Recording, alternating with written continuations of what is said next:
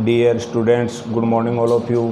आप सभी का एक बार फिर से सर्वोदय पब्लिक स्कूल की ऑनलाइन क्लासेस में स्वागत है। प्यारे बच्चों, अपन पढ़ रहे थे अपनी जो फर्स्ट पार्ट की सेकंड यूनिट है आधुनिक राजनीतिक अवधारणाएं, उसके अंदर तीसरा लेसन राजनीतिक सहभागिता, जिसके बारे में अपन ने प्रारंभिक बातें पढ़ चुके थे। राजनीतिक सहभागिता का अर्थ आदि के संबंध में आज जो अपन देखेंगे वो देखेंगे राजनीतिक सहभागिता के जो प्रकार हैं उनके बारे में। यानी राजनीतिक सहभागिता के प्रकार। राजनीतिक सहभागिता के जो प्रकार हैं वो मुख्य रूप से दो हैं।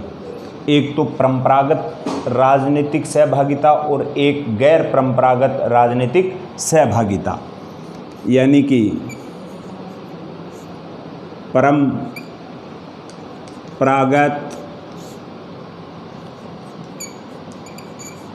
राजनीतिक सहभागिता, दूसरा है आधुनिक या कह सकते हैं या इसको कह सकते हैं अपन गैर परंपरागत राजनीतिक सहभागिता, जिसमें अपन सबसे पहले देखेंगे परंपरागत राजनीतिक सहभागिता। इसको अपन दो भागों में विभाजित करते हुए एक सारणी के माध्यम से इसको समझेंगे, क्योंकि राजनीतिक सहभागिता में एक तो नागरिकों की सहभागिता होती है और एक राज्य की सहभागिता होती है। तो सबसे पहले अपन देखते हैं परंपरागत राजनीतिक सहभागिता है, उसके अंदर नागरिक सहभागिता,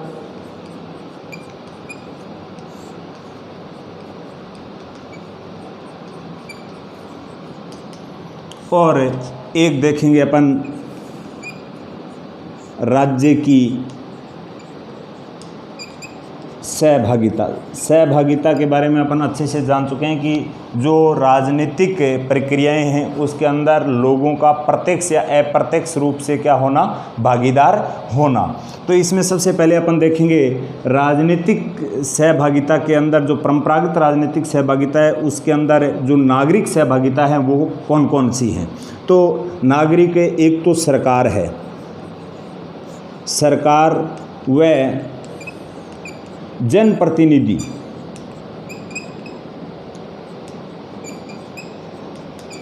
के साथ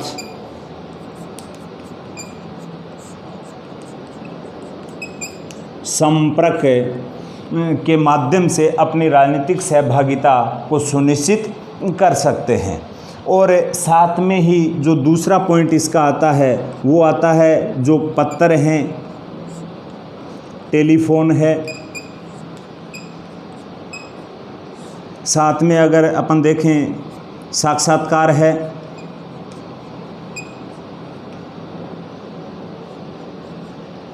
और अगर इसी के साथ अगर अपन बात करते हैं जो संपादक के नाम पत्र हैं,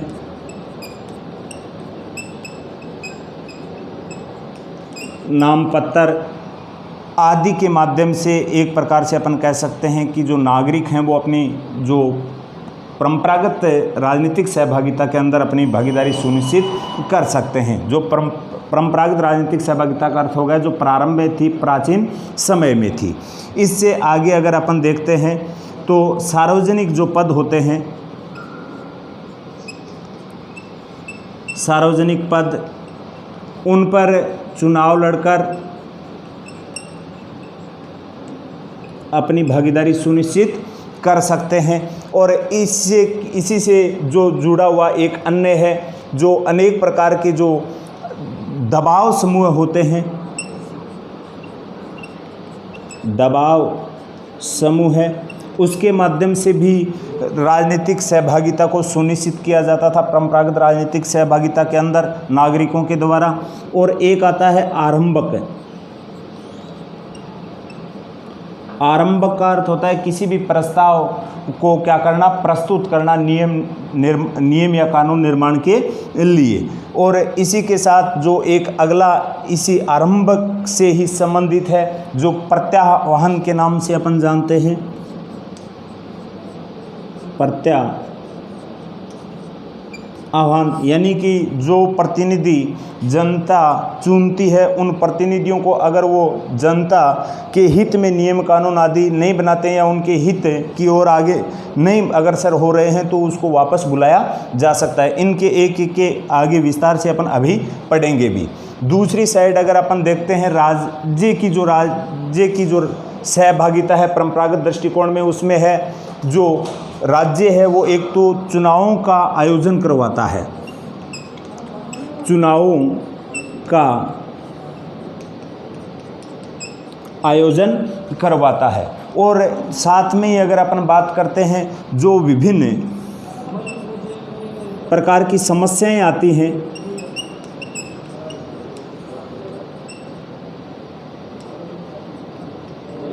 उनकी जन सुनवाई से संबंधित, यानी विभिन्न लोगों की जो समस्याएं आती हैं उनके संबंध में जन सुनवाई, ये भी कार्य इसका है।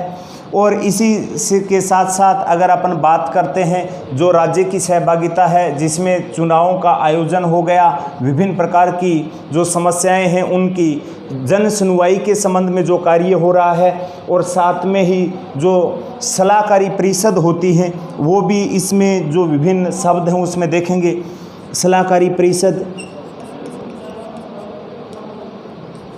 सलाहकारी परिषद जिसमें एक प्रकार से जो अपने देश के प्रबुद्ध नागरिक हैं उनका एक संगठन बना दिया जाता है जो सरकार की नीतियों आदि के संबंध में क्या दे सकते हैं, सलाह दे सकते हैं। एक है परिप्रेक्ष्य,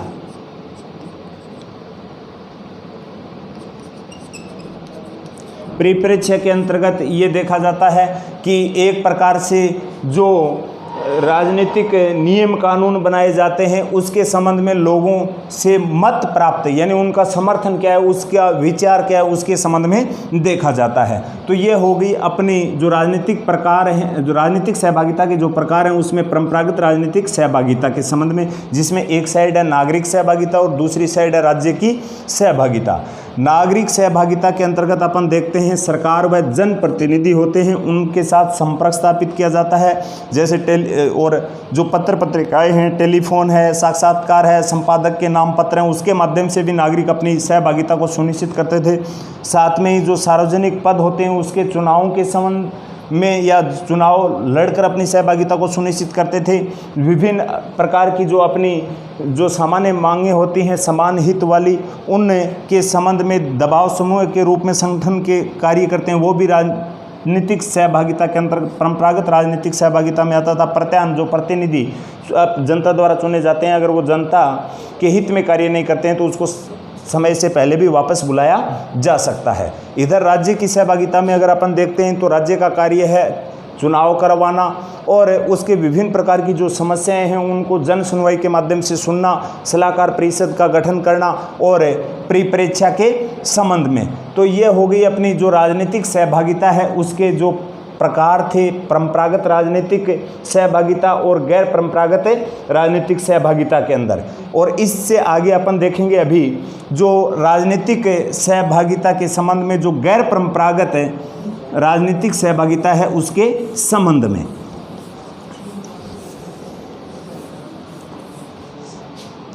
दूसरा है वो है गैर परंपरागत राजनीतिक सहभागिता। इसमें भी यही दो आएंगे, एक तो हो गया नागरिक सहभागिता और एक हो गया राज्य की सहभागिता। नागरिक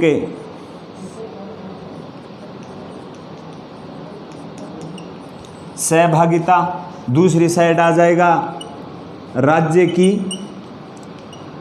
सहभागिता। जो नागरिक सहभागिता है उसके संबंध में अगर अपन बात करते हैं, जैसे गैर परंपरागत जो आधुनिक समय की बात हो रही है उसमें जैसे धरना प्रदर्शन हो गया, धरना प्रदर्शन, जुलूस, या अपन कह सकते हैं दबाव समूह है, हड़ताल, यानी अनेक प्रकार के ऐसे साधन हैं जिसके तहत नागरिक अपनी सहभागिता को आधुनिक समय में क्या कर रहे हैं, सुनिश्चित कर रहे हैं। इसी के साथ अगर अपन बात करते हैं तो दूसरा पॉइंट आता है, वो आता है सविनय अवज्ञा।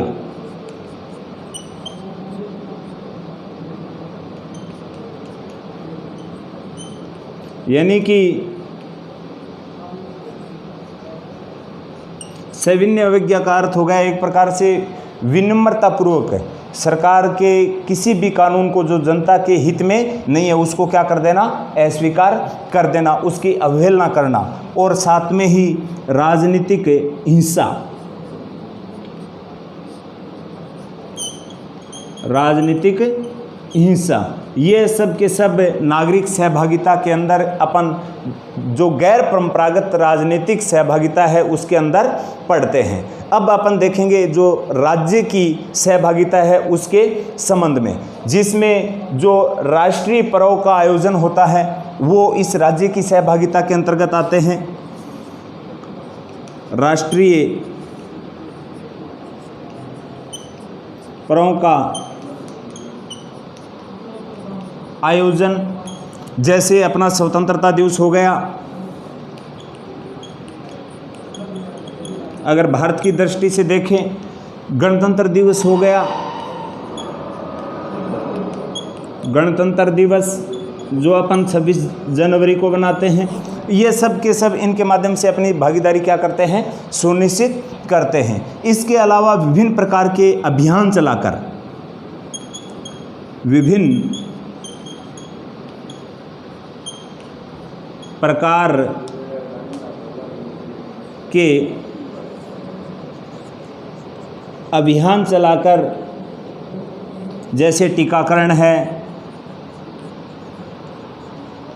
स्वास्थ्य से संबंधित है, वो किसके अंतर्गत आते हैं, राज्य की जो सहभागिता है गैर परंपरागत राजनीतिक सहभागिता के अंदर, उसके अंदर आते हैं। इसी के साथ अगर अपन देखते हैं विभिन्न प्रकार की जो प्रतियोगिताएं होती हैं, प्रश्नोत्तरी होती है, आदि के माध्यम से भी राज्य की सहभागिता सुनिश्चित की जाती है गैर परंपरागत राजनीतिक सहभागिता के अंदर। तो ये हो गए अपने जो राजनीतिक सहभागिता के जो प्रकार हैं, मुख्य रूप से दो, परंपरागत राजनीतिक सहभागिता और गैर परंपरागत राजनीतिक सहभागिता, उनके बारे में।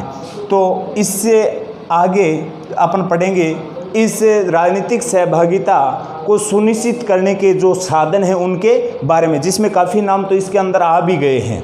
तो ये एक इम्पोर्टेंट क्वेश्चन था कि राजनीतिक सहभागिता के प्रकार कौन से हैं। तो एक हो गया परंपरागत राजनीतिक सहभागिता और एक हो गया गैर परंपरागत राजनीतिक सहभागिता, जो अपन ने दो भागों में डिवाइड करते हुए इनको देखा है। इससे आगे अपन देखेंगे राजनीतिक सहभागिता के जो अभिकरण, जिसको अपन साधन बोलते हैं,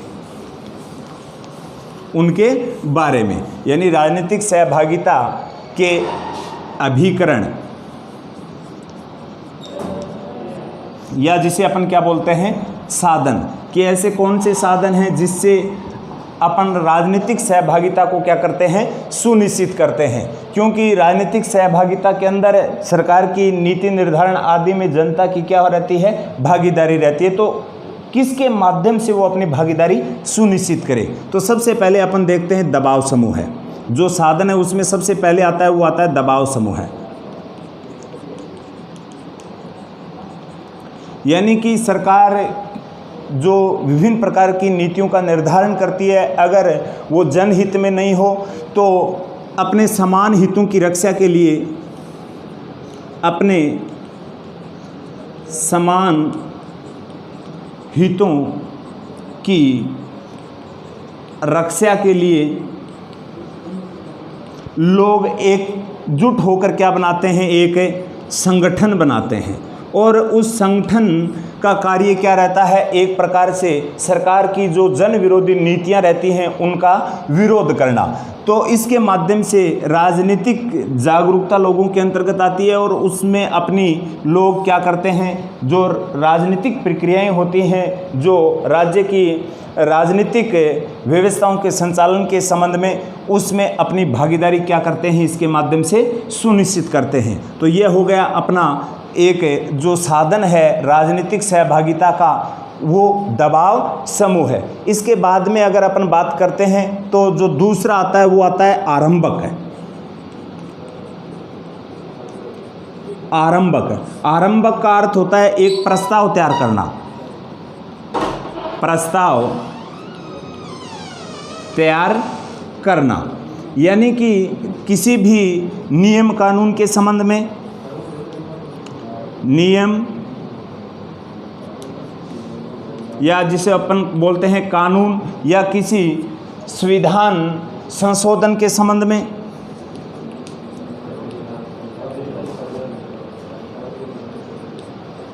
संशोधन के संबंध में, यानी कि जो जनता है वो एक प्रस्ताव सरकार के पास भेजती है उसके नियम कानून बनाने के संबंध में, यानी कि किसी भी नियम कानून को बनाने के लिए एक प्रस्ताव के रूप में सरकार के पास जनता है वो भेज सकती है, जिसको अपन किस नाम से जानते हैं, आरंभक के नाम से जानते हैं। इसके अलावा जो आता है वो आता है प्रत्याह्वान। जो तीसरा आता है वो क्या आता है, प्रत्याह्वान।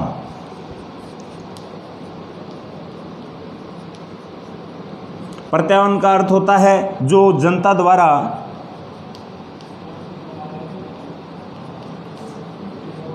चुने हुए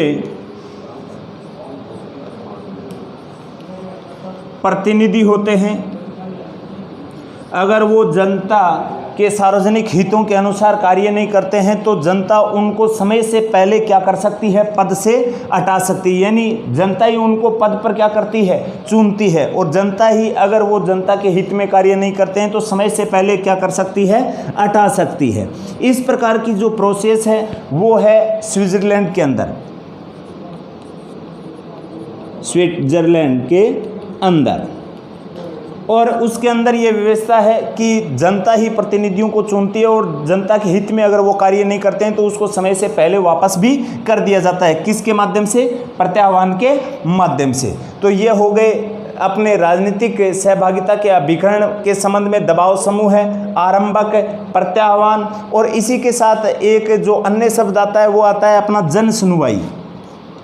चौथा, जन सुनवाई। जन सुनवाई में अपन अच्छे से जानते हैं आजकल तो अपने गाँव में, कस्बों में और विभिन्न प्रकार के लोगों के हितों के लिए क्या होती है, जन सुनवाई होती है। इस संबंध में भी अपन अच्छे से पहले भी पढ़ चुके हैं। जन सुनवाई के संबंध में जो एक सामान्य बात हो गई है आज के युग में, और इसी के साथ एक अगला आता है वो आता है सलाहकारी परिषद के संबंध में।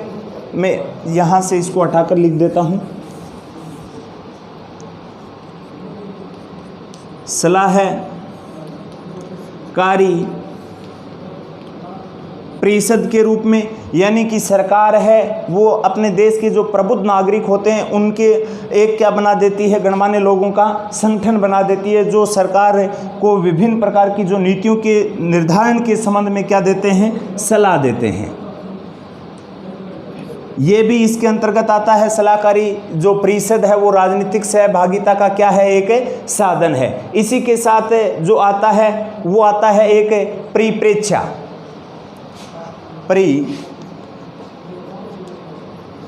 परिप्रेक्ष्य ये भी एक राजनीतिक सहभागिता का क्या है, अपना एक साधन है। इसके अंतर्गत क्या होता है कि किसी भी नियम कानून बनाने से पहले सत्ता है वो लोगों का क्या करती है, समर्थन देखती है कि लोगों का मत क्या है। यानी किसी नियम कानून बनाने से पहले लोगों से एक प्रकार से समर्थन जो जुटाने की बात आती है या उसको समर्थन प्राप्त करने की, या अपन कह सकते हैं कि परिप्रेक्ष्य का मतलब होता है किसी नियम कानून बनाने से पहले लोगों से क्या करवाना, उसके संबंध में मतदान करवाना। यानी किसी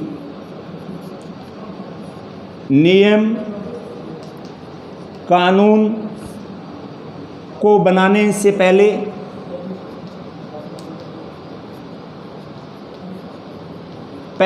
उसके संबंध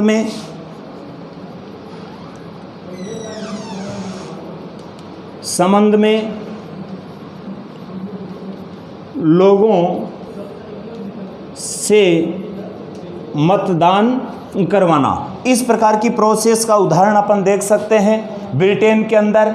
ब्रिटेन में जो एक नियम आया था यूरोपियन यूनियन के संबंध में, उससे पहले वहाँ पर लोगों के समर्थन प्राप्त करने के लिए इस परिप्रेक्ष्य के माध्यम से लोगों से मतदान करवाया गया था, जिसमें ब्रिटेन के लोगों ने यूरोपियन यूनियन की में सदस्यता को जारी रखने के लिए क्या कर दिया था, मना कर दिया था। और इसी संबंध में जो राजनीतिक सहभागिता है उसका एक साधन आता है सविनय अवज्ञा। सविनय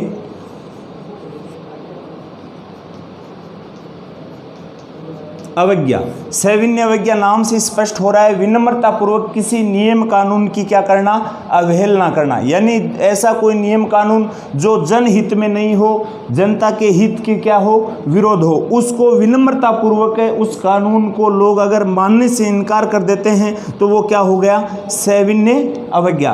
तो ये हो गए अपने राजनीतिक सहभागिता के जो विभिन्न साधन हैं उनके संबंध में। इससे ये क्वेश्चन पूछा जा सकता है कि राजनीतिक सहभागिता को सुनिश्चित करने वाले विभिन्न साधनों का उल्लेख कीजिए, या इसमें से कई बार एक शब्द दे दिया जाता है कि आरंभक से आप क्या समझते हैं, सविनय अवज्ञा से आप क्या समझते हैं, परिप्रेक्ष्य से आप क्या समझते हैं। तो इस प्रकार से भी क्वेश्चन अपन से पूछ सकता है। इसके बाद में अपन देखते हैं राजनीतिक सहभागिता की जो उपादेयता है उसके संबंध में, अर्थात इसकी उपयोगिता क्या है। क्योंकि अपन अच्छे से जानते हैं राजनीतिक सहभागिता है वो आम लोगों तक आते आती है बिल्कुल क्या हो जाती है, शून्य हो जाती है। अपनी जो भागीदारी होती है वो केवल और केवल कहाँ तक सीमित होती है, चुनाव तक सीमित होती है। और चुनावों के बाद उसमें बिल्कुल भी अपने को छोड़ दिया जाता है और अपने द्वारा जो चुने हुए प्रतिनिधि होते हैं वो ही केवल उसके क्या बनाते हैं, नियम कानून बनाते हैं। लेकिन फिर भी विभिन्न दबाव समूह के माध्यम से और के माध्यम से सरकार पर विभिन्न जो नियम कानून है उनको जन साधारण के लिए बनाने में इस राजनीतिक सहभागिता का क्या रहता है, अहम योगदान रहता है। और इसी राजनीतिक सहभागिता की उपयोगिता के संबंध में अगर अपन बात करते हैं तो राजनीतिक सहभागिता की वजह से लोगों की हितों की क्या हुई है, सुरक्षा हुई है। तो ये अपने को सब बातें लिखनी है इसकी उपयोगिता के संबंध में और इसके पक्ष के संबंध में। इसी के साथ आज का अपना जो ये राजनीतिक सहभागिता से संबंधित जो लेसन था वो कंप्लीट होता है। आज के लिए इतना ही, बाकी का पढ़ेंगे अपन कल की नेक्स्ट कक्षा में। धन्यवाद।